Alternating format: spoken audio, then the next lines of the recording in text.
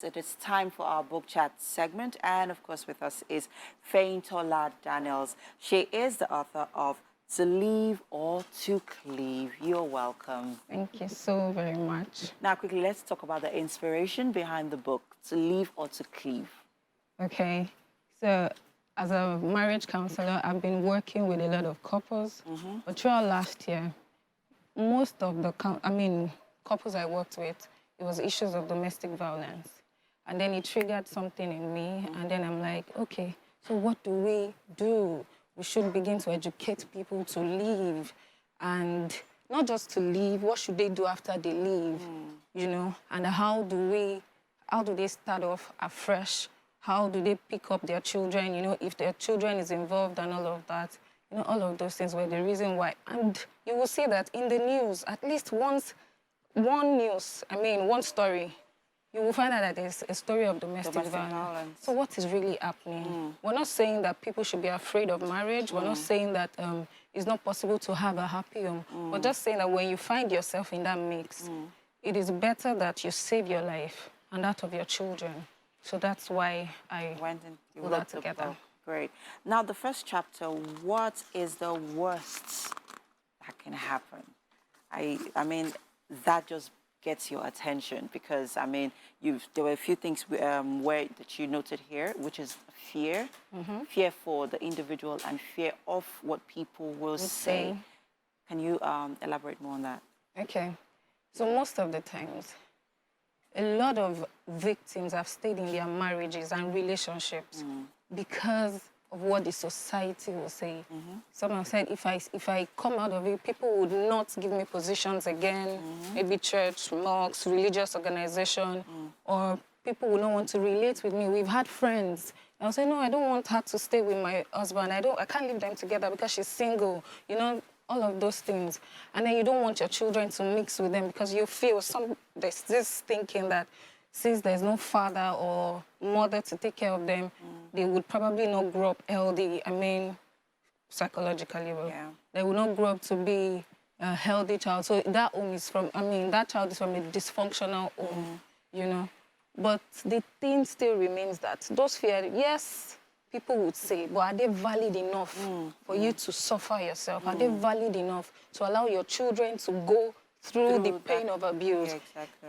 People would always say, and there's another chapter there that also addresses the society. Yes, I was coming to that. I wouldn't get there now. Yeah. These fears are there, but they should not override your own self.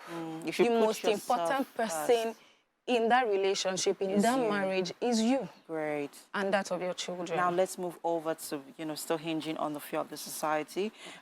Here you talked about society, myths, and mystery. And there was something here that you said that got my attention. It's a closer look into the perspective of the society, how it mirrors abuse and people who live in a defenseless denial. And it also highlighted the 4 victims of abuse here. The abused, the family members of the abused, the society, and the abuser. Yes. Tell us more on that. Okay, so the first victim is the abused because she's at the center, or he is at the center, because we know now that a lot of men are being abused as well, right? But it is underreported. So, so we know now that this person or the abuse is at the center of it. She's the one going through the pain. She's the one being inflicted with the pain, right? So it's evident, you know. And then sometimes it's not just physical abuse. We have the emotional one that because there is no wound, so a lot of people hardly believe that you're being abused. How do you tell people that you're emotionally abused? Okay, quickly, let's highlight some of the myths that you mentioned here. For someone watching right now who's, you know, listening keenly, tell us, what some of the myths that you highlighted here in the book? Kindly, you know, mention some of them. Okay, so one of them is the fear of the society. Another one is fear of starting afresh. You would always get back on your feet. It may take a while. It may not be where you want to be. It may not be how you envisage your life to be. But the thing is, you will get back on your feet. Another one is my children will end up bad. Sometimes from a broken home or yes, it won't be broken. Someone had told me before that most people from broken home end up having broken home. It is true. But if we are... Is it true? Okay, let me explain. So the thing is, if you're intentional about it, about breaking the circle, it won't happen to you. Okay. But if we just, coming out of a broken home, you're wounded, you saw your father beat your mother or vice versa, and then the pain of it, you're carrying it all around, you didn't say it, you didn't see a therapist, you didn't work on it, you know, all of those things, there's a sense of guilt. Probably it's because I came into the picture. There's a sense of bitterness. Maybe all men are like that.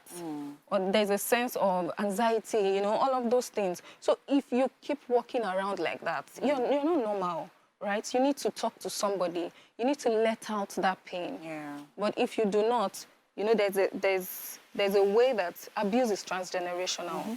You would always continue the circle. Say, hurts people, hurts people. Exactly. Great. What about the men? Exactly. I particularly liked this particular chapter because you also, I mean, men do not talk about this domestic abuse they face because, I mean, you're a man. Why would you allow a woman bully you? We live in a society where men are seen to be strong and fierce and are always in control. So quickly touch on that before we wrap this up. All right. So these days, we have seen a lot of men come out.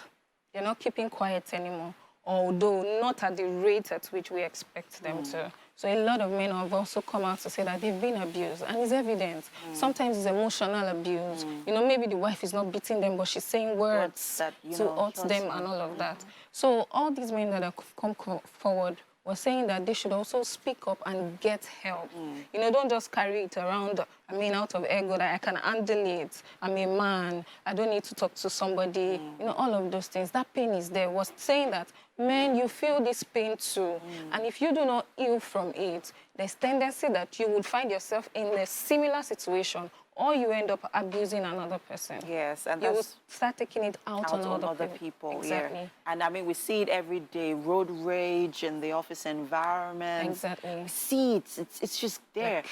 Thank you so much for this. I mean, this is quite an insightful read, and I recommend it for, you know, I think every married couple really, because every married couple and a member of the society and members as well. of the society. Because I'm so sorry, I wanted to say this, that as a member of the society, how do we relate with people that come out of abusive relationship and marriages? Yes, you need to read this book. Thank you so much for being here.